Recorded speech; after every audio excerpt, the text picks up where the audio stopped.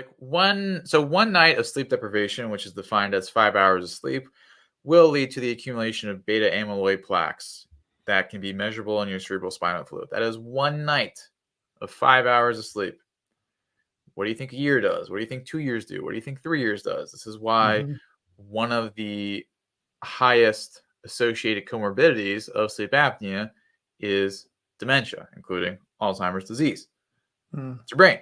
Other things in your brain, your mood. Okay, this is why like sleep apnea and snoring equals like irritability, mood swings, etc. later, because you have no capacity. You're not making the neurotransmitters to restore really anything, and just leaving you in a place where it's just like your brain is not functioning as it should. Okay. What else can we talk about in the brain?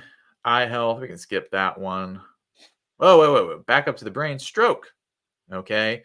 It's not the number one killer. We'll that's next. But it is the number one like debilitator of people with sleep apnea at a certain point. Because I know we ragged a lot on modern healthcare, but if I have a stroke, knock on wood, yeah, like I'm glad I have insurance. But then the life after that of where like whether you lose function in one arm or completely everywhere or can't talk, not pleasant, not what anyone wants. So dramatically increases the risk of stroke, and that's because we talked about earlier sympathetic nervous system being way up. That's going to drive your blood pressure up. Okay. Yeah. So stroke and heart attack will be the next one. So that is the number one killer of people with sleep apnea. Yeah, just plain out, you're having a heart attack.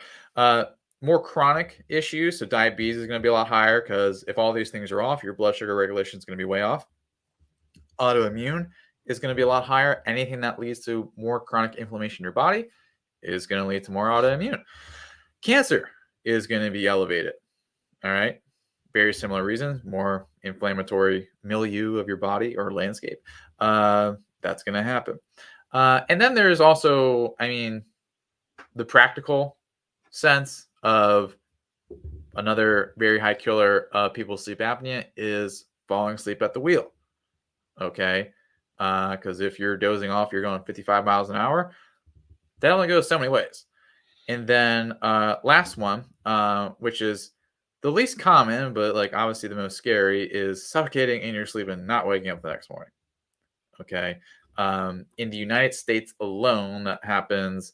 That's about 36 people every single night to sleep apnea. And all the other things I mentioned before are much higher in terms of, I think it's like 100 people per day will die of a heart attack who also have sleep apnea. So it really boils down to, because like when you don't have sleep, whether it's sleep apnea, whether it's, I don't know, you have insomnia, like your body cannot repair. Okay. But then the added stress of sleep apnea is like your body's choking itself out like every 2-3 minutes. Yeah. So if you were going to give someone with sleep apnea 3 top tips, what would you prioritize as the top three things for them to do? We'll just do one because we did, I feel, enough tips today so far. But the number one most important thing is tonight, some sort of breathing exercise. And we'll go over 3 different variations. We'll go over that. We'll go from easy, medium, hard. Okay. So as you lay down tonight for bed, all right, you're going to do one of the 3 breathing exercises. Okay. Number 1,